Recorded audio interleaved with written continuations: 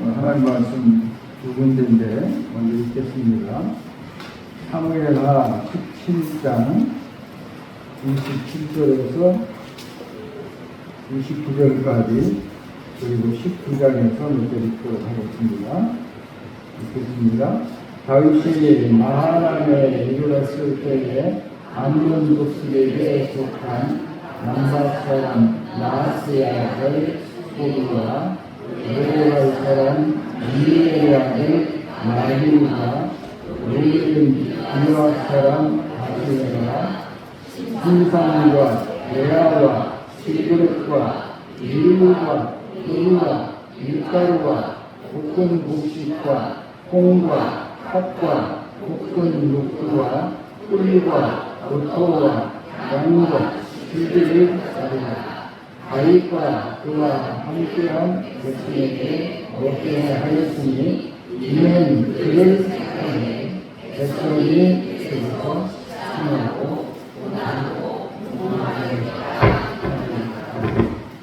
19장에 가서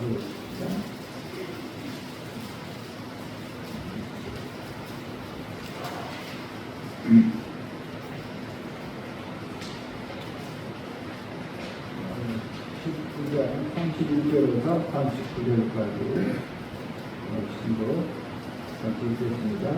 길로와 사람 바르시게가 왕이 이스라엘을 건너가게 하고 너희에서 내와 함께 요단에 이르니 바르시게는 매우 늙어 나이가 80세라 그는 큰 부자이므로 왕이 마하나임에 머물 때에 그가 왕을 공개하였더라. 왕이 바르시게에게 이르되 너는 나와 함께 건너가라. 예루살렘에서 내가 너를 공개하리라.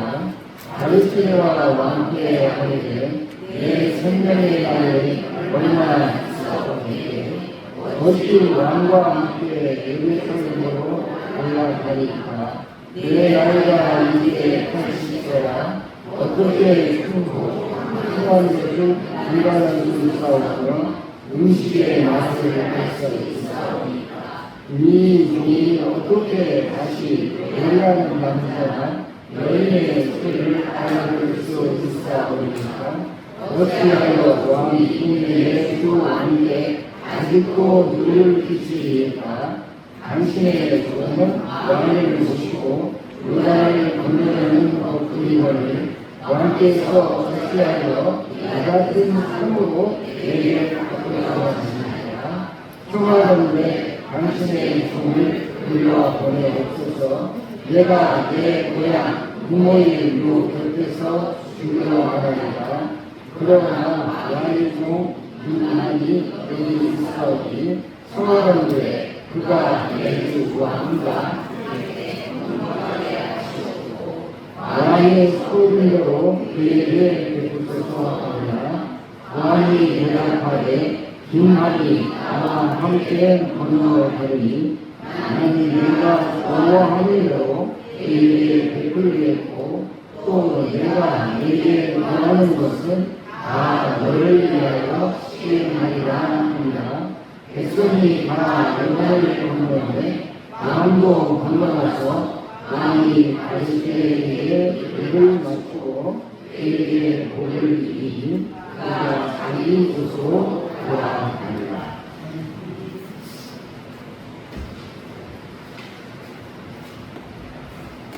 성경에는 많은 사람들이 나옵니다. 얼마나 많이 나오느냐면 개인의 이름이 성경에 나오는 것이 2167명이나 됩니다. 성경에 나오는 개개인이 2167명이나 됩니다. 우리가 본문으로 보는 이 말씀을 중심으로 해서 사무엘하 13장으로부터 19장까지 내용으로 수십 명의 사람들이 나오게 됩니다. 저는 오늘 아름다운 사람을 찾았다라는 제목으로 하나님 말씀을 드리려고 하는데, 긍교롭게도 오늘 새벽에 가장 비열한 인간과 가장 아름다운 인간에 관한 말씀을 잠깐 나누었습니다. 그리고 우리가 본 성경에서도 사무엘하 13장에서부터 보면 여기 주요한 인물인 압살롬이라고 하는 다윗의 아들이 이스라엘 전 국민 가운데서 가장 아름다운 사람이라고 기록하고 있습니다. 그는 발끝에서부터 머리 끝까지 흠 하나도 없이 완전한 자였으며 그가 머리를 깎는 때가 되어서 머리를 깎을 때 그 머리털의 중량이 1kg이나 되었더라. 그는 전 이스라엘 가운데 가장 아름다운 외모를 가지고 있었던 사람이라고 성경은 말하고 있습니다. 그런데 그는 가장 추악한 인간이 되었습니다. 창세기 50장에서 오늘 새벽에 전한 말씀은 이런 것입니다. 이제 야곱이 죽고 요셉과 그의 모든 아들들이 그 시신을 운구해서 가나안에 가서 장례를 치르고 돌아왔습니다. 돌아온 다음에 요셉의 형들이 생각하기를 아버지가 살아계실 때는 아버지 얼굴을 봐서 우리에게 참아주었을 것이다. 그런데 아버지가 돌아가셨으니까 동생 요셉이 우리들에게 복수하는지도 모른다. 그러니까 우리가 어떻게 하면 좋겠느냐고 그 형제들이 모두 모여서 아주 지혜를 짜내서 흉악한 거짓말을 만들어냈습니다. 그래서 요셉을 찾아가서 엎드려 절하면서 우리는 당신의 종입니다. 형님들이에요. 다. 형님과 동생인데 우리는 당신의 종입니다. 아버지께서 돌아가시기 전에 말씀하시기를 네 형에게 이르기를 네 형들에게 잘해줘라. 그렇게 마지막 유언을 하고 돌아가셨습니다. 그러면서 다시 큰 절을 하며 엎드려 절하며 우리는 당신의 종입니다 라고 합니다. 그 얘기를 듣고 요셉이 펑펑 웁니다. 왜 그랬을까요? 여기서 가장 추악한 인간과 가장 아름다운 인간이 나오는 것이에요. 자기네들이 지은 죄 때문에 벌써 그들이 만난 지가 20여 년이 됐지만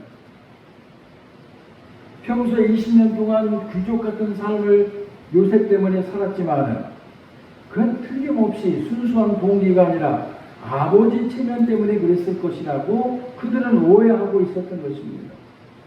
그들 자신에게는 만일 자기에게 그런 죄를 범했다면 자기는 절대로 용서할 수 없다라고 믿고 있었기 때문인 것이죠.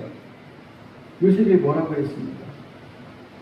형들이여, 나를 애굽에 팔았으므로 더 이상 고민하며 그것 때문에 고통받지 마세요. 형님들이 분한 게 아니라 하나님께서 많은 생명을 구원하시려고 나를 먼저 보냈습니다. 그러니 나는 더 이상 원한이 없습니다. 왜? 하나님의 뜻을 알았으니까. 그때까지 몰랐는데 하나님의 원대한 뜻을 알고 나니까 형들에 대해서 오히려 감사할 마음이 생긴 거예요. 그런데 요셉의 형들은 그걸 이해할 수가 없었던 거예요. 왜 그랬을까요? 사람의 차이에 없기에. 똑같은 장소에 앉아있지만 여기 모든 사람들이 다 똑같지 않습니다. 죄송한 얘기지만 어떤 사람은 누군지는 모르지만 어떤 사람은 하늘에 닿을 만큼 영적으로 성숙해 있었고 깨끗한 마음을 가졌을 것이고 어떤 사람은 지저분하고 더러운 마음을 가지고 있을 수 있습니다. 나는 모르나 하나님은 아십니다. 그래서 성경에 2167명이라는 많은 사람들이 나오는데 그들 중에는 위대한 사람이 있습니다. 성공한 사람이 있습니다. 힘 있는 사람이 있습니다. 학식 있는 사람이 있습니다. 그러나 아름다운 사람은 별로 없습니다. 누가 성공했대? 그런 말. 그러나 그 사람은 참 아름다운 사람이야 하는 말은 별로 들어본 적이 없습니다. 그래서 저는 이번 주간에 아름다움에 관한 말씀을 전하려고 합니다. 아름다움이란 무슨 뜻일까요? 성경을 기록한 헬라어와 히브리어에서는 네 가지로 말하고 있습니다. 첫째로 우리가 아름답다고 할 때 외모가 아름다운 것을 아름답다고 말합니다. 압살롬처럼 전 이스라엘 백성 가운데 압살롬보다 더 아름다운 사람은 없었습니다. 외모가 아름다고 아름답다고 말합니다. 두 번째, 내적으로 아름다운 것. 참 마음이 아름다워요. 그런 걸 우리가 아름다움이라고 합니다. 그것만 아니라 도덕적으로 선한 것, 도덕적으로 선한 사람을 우리가 아름답다고 말합니다. 그리고 그 영혼이 깨끗하여, 영혼이 깨끗해서 참으로 그 사람을 통해서 하나님의 영광을 받습니다. 그런데 더 놀라운 사실은 이것보다 더 놀라운 말이 있습니다. 무엇이냐? 그 말은 아름다움이라는 말이 성경에서 사용될 때 의로운 말, 사람에게 감동을 주는 말, 사람들에게 감동을 주는 말 말이에요. 그리고 고운 말, 그 말을 통해서 하나님이 영광을 받으시는 말, 그것 역시 아름다움이라고 말하고 있습니다. 그러니까 우리들이 아름다움 그러면 대체로 외모가 아름답다라고 하는데 그건 별로 중요한 게 아닙니다. 훨씬 더 내적인 아름다움, 도덕적 선함, 영혼의 깨끗함, 그리고 고운 말. 왜 말이 중요하냐? 말은 마음에 있는 것을 입으로 말하기 때문에 말을 들어보면 그 사람의 마음 그대로인 것입니다.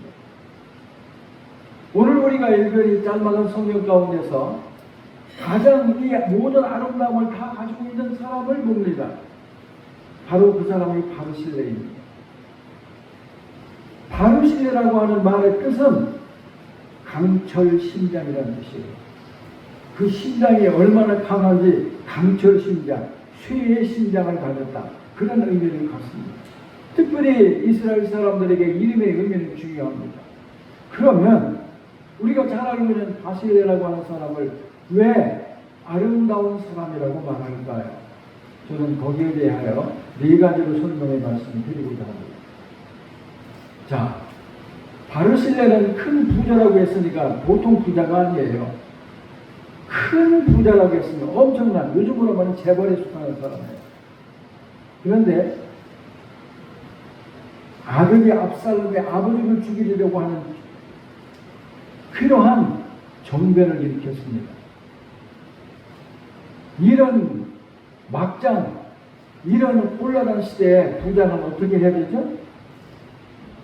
권력자의 마음을, 권력자의 기분을 상하게 하면 안 되죠. 왜냐하면 그 재산을 지켜야 되니까. 이런 예는 우리나라에서 얼마든지 보았습니다. 권력을 어떤 식으로 가졌든 간에 권력을 손에 쥐면 대기업도 하루아침에 완전히 파산시키고 망하게 할 수 있습니다. 그런 예가 얼마나 많은지 모릅니다. 그래서 권력자들은 돈 가진 사람들을 마음대로 할 수 있다고 생각하고 있습니다. 바르실레는 큰 부자이니까 이런 정변이 일어나고 이렇게 정말 어려운 난세에 자기의 재산과 자기의 생명과 가족을 지키려면 어떻게 해야 되겠어요? 압살롬에게 모든 신하들이, 모든 장군들이, 모든 백성들이 마음이 압살롬에게로 가버렸습니다. 성경을 말하기를 압살롬이 백성의 마음을 훔쳤다고 말하고 있습니다. 이때에 이 바르실레라고 하는 80세 노인이 어떻게 하는 것이 일반인들이 하는 일일까요? 자기가 살고 있는 곳으로 다윗왕이 도망이 되었습니다. 그렇다면 모른 채 하고 압살롬에게 사람을 보내든지 재물을 보내든지 적극적으로 복종하겠다고 연통을 넣는 것이 보통 부자들이 하는 짓이에요. 그런데 이 부자인 바르실레는 안전을 도모한 것이 아니라 정의로운 삶을 결단한 거예요. 자기가 지금 다윗에게 보이고 있는 친절한 모든 섬김과 헌신은 정권을 잡고 백성들의 마음으로 훔친 압살롬에게는 죽어나는 거예요. 그런데 이 바르실레가 생각했습니다. 이 난세에 내가 어떻게 행복해야 되느냐? 안전을 도모할 것이냐? 정의로운 삶을 선택할 것이냐? 이러한 기로에 서 있었던 것이에요. 더더욱이나 그는 80세의 노인이었습니다. 노인들은 인생을 살아왔기 때문에 안전이 얼마나 소중한 것인가를 젊은이보다 더 알 수 있는 것입니다. 그리고 그런 인생의 마지막에 이제 멀지 않았다는 것을 알고 있기 때문에 어떻게 하면 내가 편안하고 욕되지 않은 삶을 살다가 죽을 것인가를 생각할 수밖에 없는 것이에요. 그런데 이 바르실레는 결단했습니다. 요즘 우리가 가장 두려워하고 걱정하는 것은 모든 사람들이 편하고 재미있는 삶을 선택하고 그것을 우선같이 두는 거예요. 어떻게 하면 편할까? 어떻게 하면 재미있는 삶을 살까? 그렇기 때문에 마음하는 거거든요. 오늘은 우리들이 현실을 바라보며 이 대한민국에 정의가 있습니까? 여러분, 정직하게 생각하셔야 돼요. 그리스도인이라고. 오늘 여러분들이 이 시대를 함께 살아가면서 이 땅에서 정직을 보았습니까? 정의를 실천하기 위하여 목숨을 내놓는 사람을 보았습니까? 이때보다 더 이런 엉망진창 위기에 처한 적은 없습니다. 대한민국이. 바르실레. 오늘 예배에 참석한 여러분들은 자기를 바르실레라고 생각하셔야 돼요. 여러분의 나이가 80세라고 예배드릴 동안 그렇게 생각하시기를 바랍니다. 나는 나의 80인 부자 바르실레다. 그래야만 설교가 통하는 거예요. 아들놈이 아버지를 죽이려고 정변을 일으켰습니다. 이 앞사람이 누굽니까? 자기 형님을 죽인 놈이에요. 그리고 그 이후로부터 9년의 세월이 지났고 그러면서 그 전에도 헤브론에서 자기 양들이 터를 깎을 때 아버지만을 축정했는데 그 저희가 아버지를 거기서 죽이려고 했던 거예요. 그래서 아버지가 거절하니까 그러면 형제들을 보내주시옵소서. 그렇게 간청. 왜 네 양털을 깎는데 왕자들이 다 가야 되느냐? 제가 꼭 그러고 싶습니다. 하도 원해서 왕자들을 보냈더니 거기서 형님 암놈을 쳐 죽였습니다.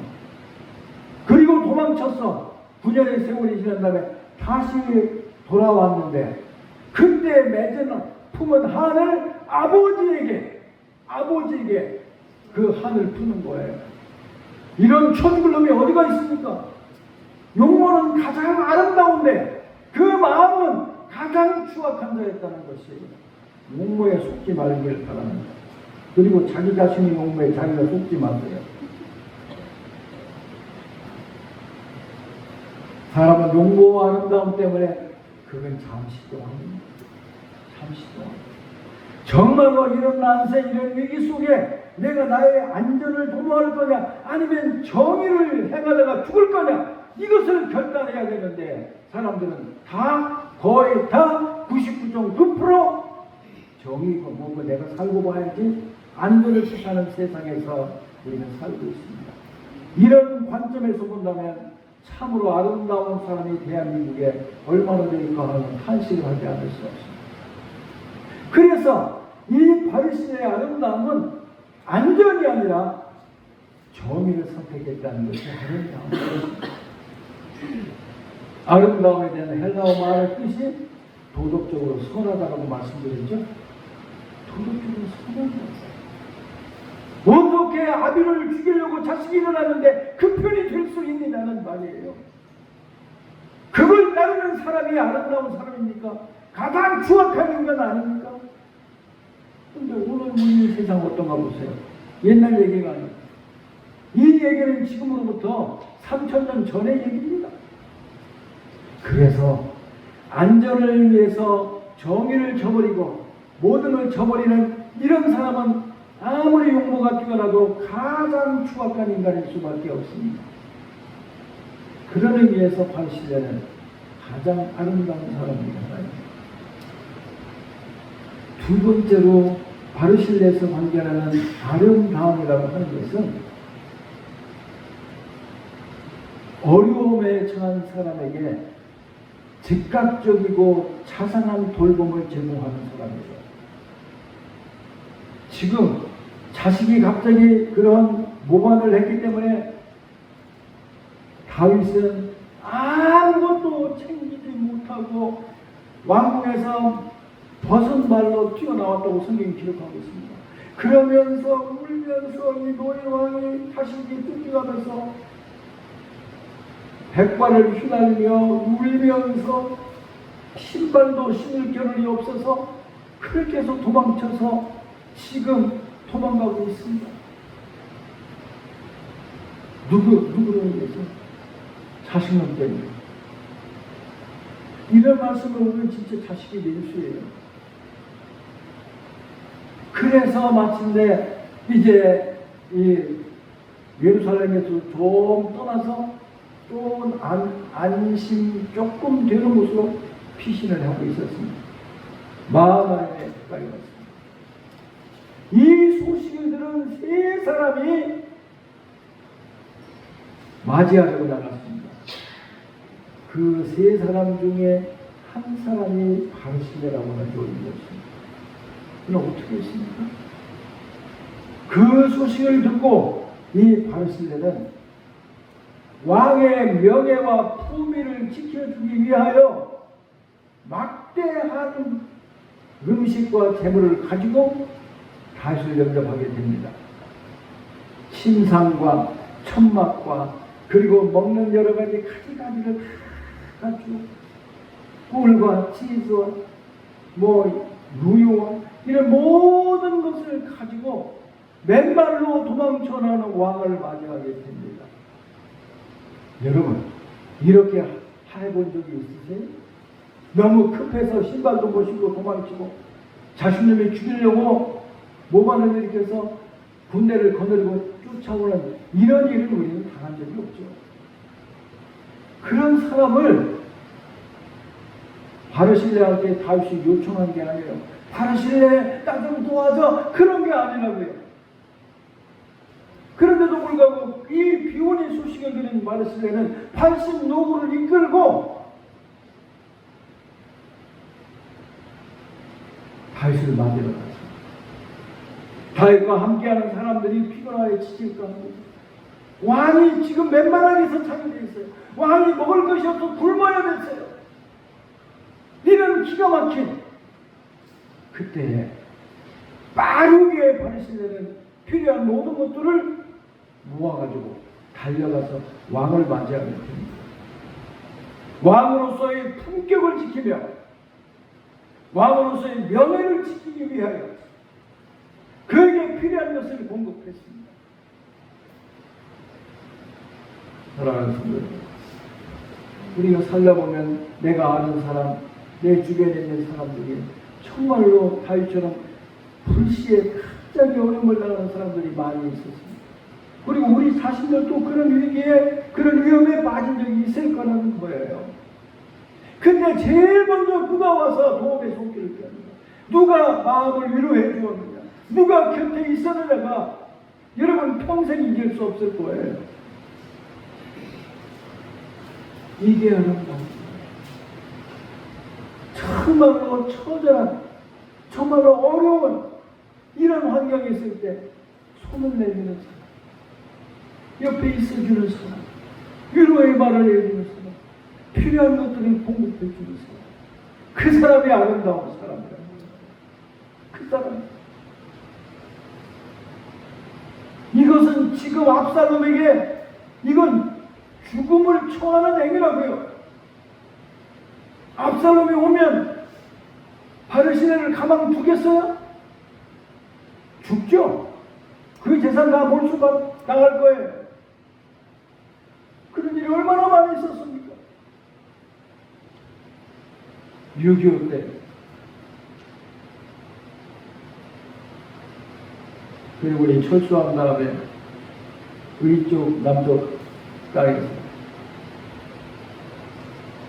괴뢰군에 부역한 사람들은 다 찾아내서 다 죽였습니다. 저는 수없이 보았습니다. 수없이 보았어요. 그 사람은 북한 그 괴뢰군들이 내려왔으면 어떻게 했습니까? 경찰 가족, 목사 가족, 공무원 가족 다 죽였어요. 그런 겁니다. 예나 지금이나 똑같습니다. 가장 아버지 그러나 원수가 된 이 다윗 왕을 도와준 사람을 가만두겠어요? 그걸 바르실레가 모르겠어요? 위험이 불처럼 환하게 보이는데도 불구하고 나는 나 일신의 안전이 아니라 나는 정의를 실현해야 된다. 이 급하고 도움이 필요한 사람을 외면할 수 없다. 외면할 수 없을 정도가 아니라 위험을 무릅쓰고 그 재산을 내놓은 거예요. 그게 아름다운 거예요. 외모가 아름다운 것만이 아름다운 거 아니에요.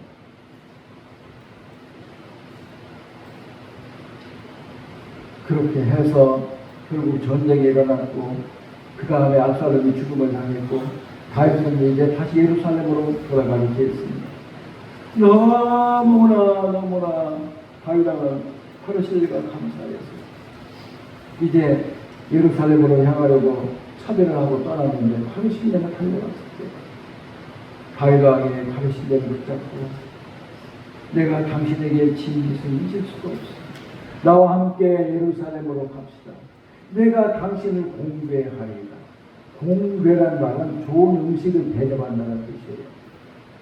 왕이 그 곤궁할 때, 그 배고플 때, 그 어려울 때 바르실레가 제공한 그 음식과 안전함을 통해서 그래도 왕으로서의 품위와 왕으로서의 체면을 유지할 수 있게 해준 바르실레가 너무 고마웠어.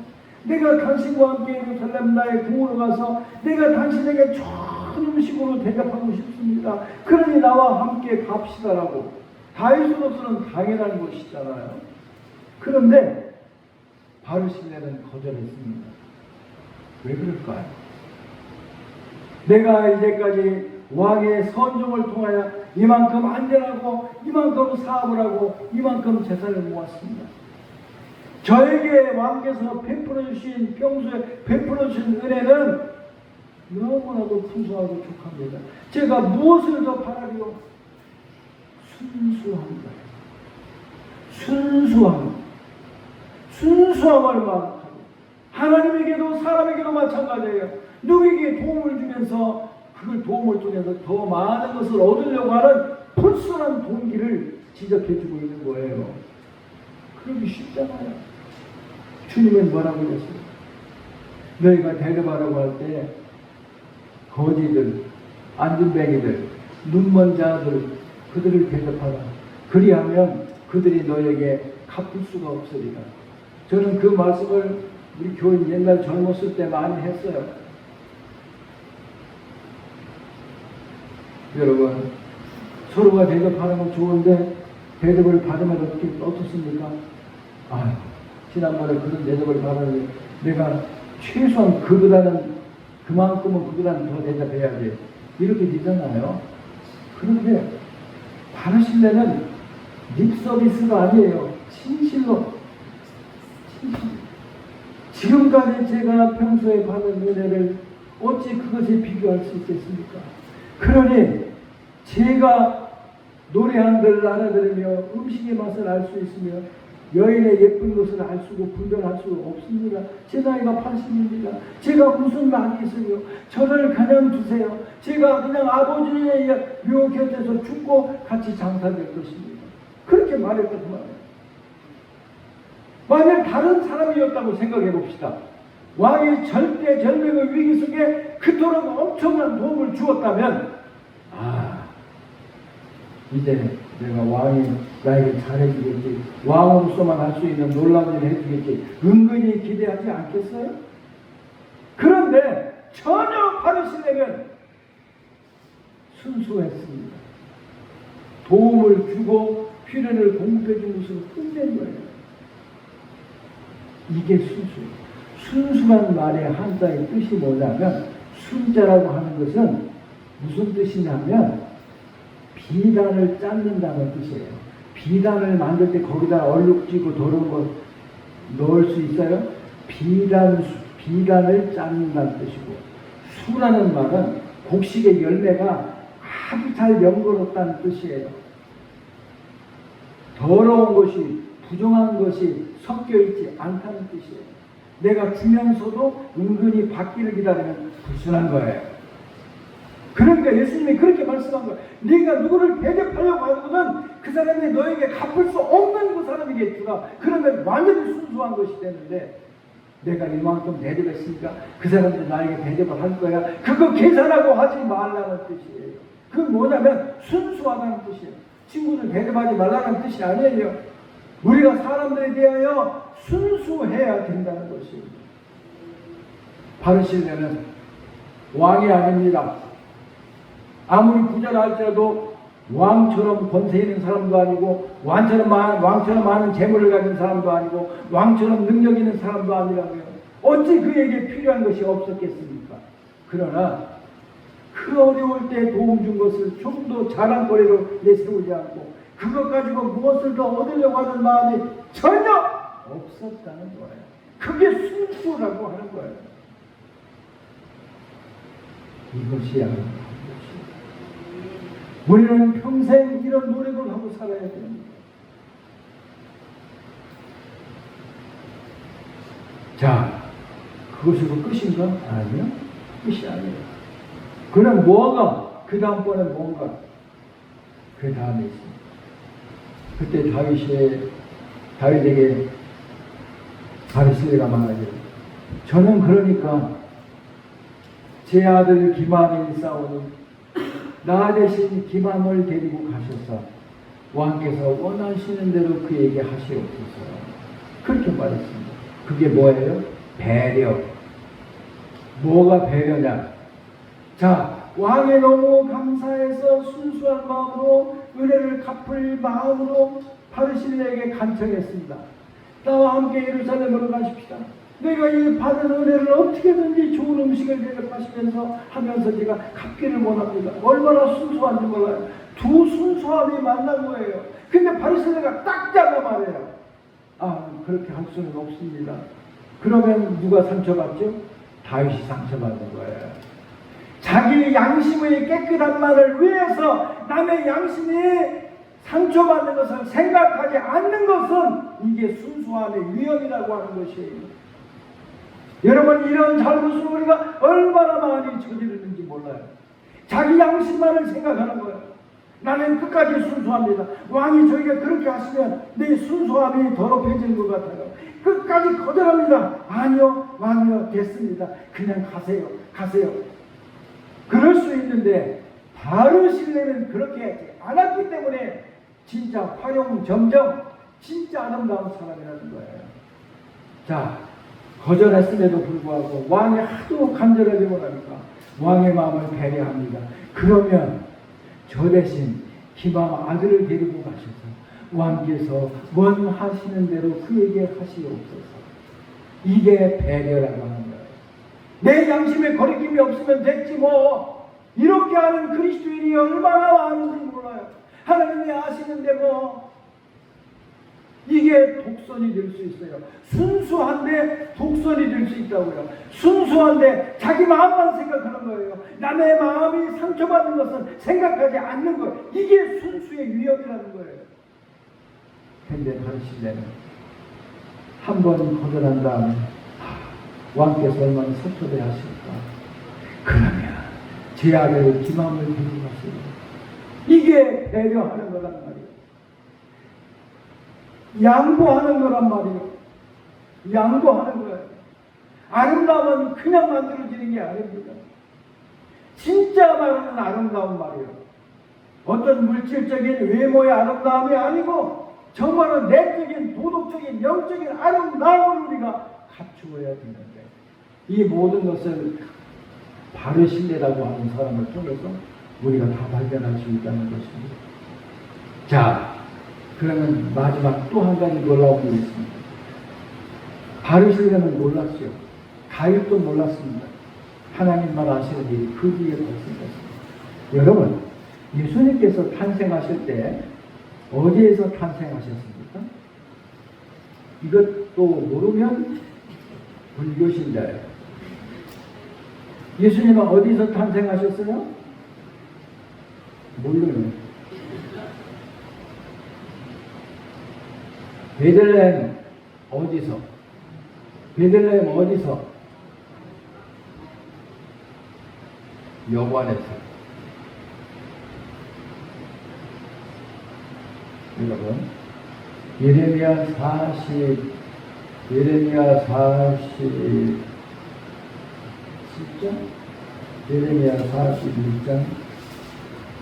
17절에 보면 거기 김함이 나와요. 그러면 다윗 때로부터 시작해서 400년 후에요. 그런데 예수님께서 예루살렘에서 그 베들레헴 마구간에서 났다고 했지만 그게 여관이라는 말이에요. 여관에 손님들이 타고 온 노새나 말을 거기다 키우는 곳이라는 말이에요. 그런데 그 바리새의 아들 김함이 베들레헴 게뭍 김함이란 말이 예레미야 41장 17절에 나오는데, 그게 뭐냐면 게뭍이란 말은 여관이라는 뜻이고 김함이라는 것은 바리새의 아들 말. 김함의 여관이라는 뜻이에요. 김함의 여관. 여러분, 얼마나 놀랐습니까? 이때 김함을 데리고 갔습니다. 근데 그 김함이 베들레헴의 여관을 만들었어요. 그래서 그 전에도 사람이 그걸 이용했습니다. 그 41장에, 예레미야 41장에 그걸 잘 나와요. 이용했으나 예수님께서 그곳에서 출생하셨다는 거예요. 하나님이 하신 일은 게뭍 김함의 여관입니다. 김함이라는 말은 사무엘 하와 그리고 예레미야에서 딱 한 번밖에 안 나와요. 놀랍지 않습니까? 예수님이 세상에 태어나실 때 길바닥에서 태어나실 수밖에 없었어요. 그때 환경이. 그런데 이 베들레헴의 여관이 딱 하나밖에 없었어요. 그게 바로 게뭍 김함 바르실레의 아들이 만들고 운영했던, 물론 그 전뿐이지만 계속이 내려와서 그때까지. 베들레헴이라는 건 조그마한 마을이에요. 어떻게 도시에도 없었던 여관이 거기 있느냐 그 말이에요. 이게 하나님의 섭리라고요. 이게 하나님의 놀라운 일이라는 말이에요. 예수님에게 너무나도 수치스럽고 어려운 일이 생길 뻔 알았습니다. 그게 뭐냐? 예수님이 출생하실 때 길바닥에서 나면 예수님이 길둥이가 되는 거예요. 그러지 않으셨어요. 예수님이 십자가에 달려 죽으셨을 때 그 시신을 묻을 장소가 무덤이 없었다면 예수님처럼 천한 복은 세상에 없을 거예요. 그런데 어떻게 됐어요? 아리마다 요셉이라고 하는 사람이 자기의 요식을 예수님에게 드렸지 않습니까? 게뭍 김함, 이 바르실레의 아들이 적어도 400년 전에 세워놨던 이 여관이 예수님의 출생의 장소가 됐다는 얘기예요. 얼마나 놀라운 사랑을 선보여요. 오늘 우리가 이 세상에서 아름다운 사람이라는 말을 별로 쓰지도 않아요. 그냥 무슨 배우나 타렌트나 이 여자가 예쁘다 아름답다 그렇게 말을 하지만은 정말 그 사람은 아름다운 사람이에요. 정말 아름다운 그리스도입니다. 제가 오늘 저녁에는 하나님의 아름다움이라고요? 하나님을 아름다운 하나님이라고 해본 적이 있습니까? 오늘 우리가 예배의 초청의 말씀에 일부러 그랬던 거예요. 하나님의 아름다움을 우리가 참습니다. 거의 쓰지 않습니다. 거의 쓰지 않아요. 오늘 우리들에게 필요한 것은 아름다운 사람이지 위대한 사람이 아니라는 거예요.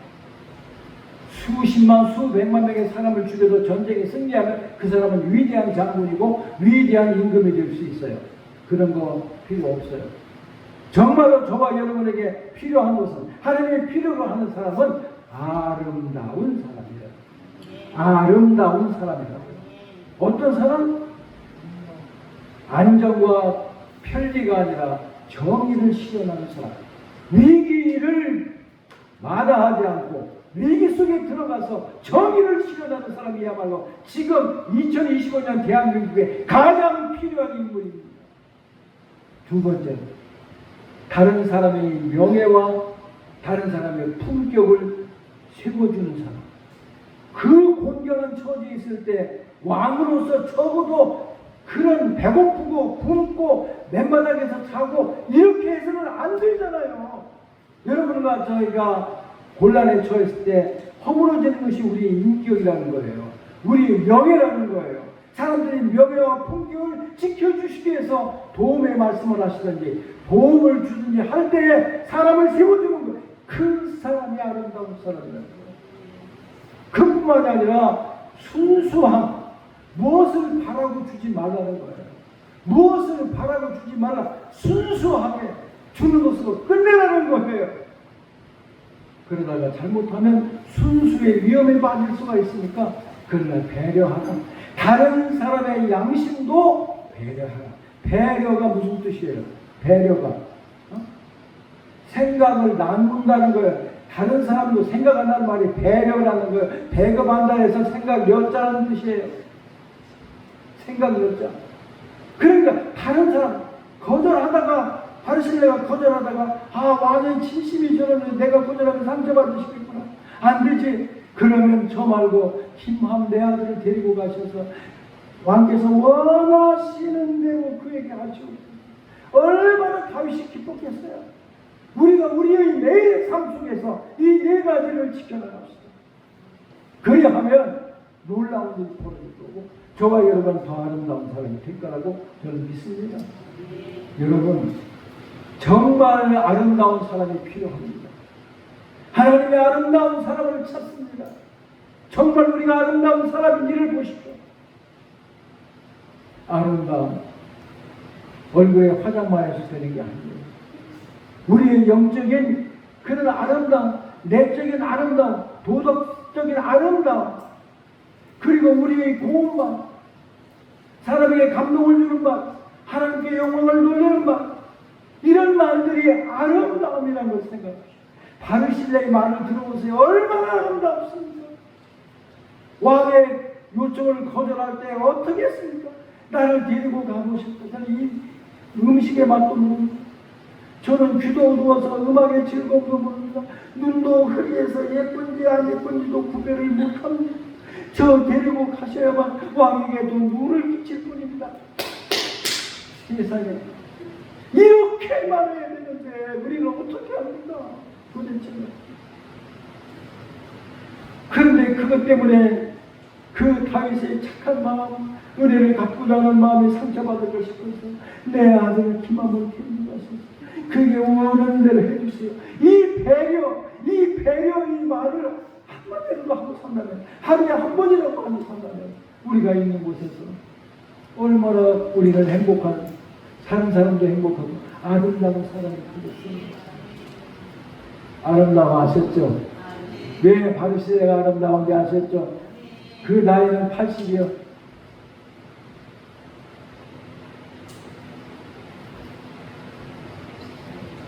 제 머리를 보고 노래를 안 하세요? 제가 왜 이렇게 했어요? 지난번에 머리 파마했을 때 교인들이 아유 목사님 아유 왜 이러세요? 마음 들었어요? 그렇게 했으면 제가 머리 하겠어요? 안 하겠어요? 안 하죠.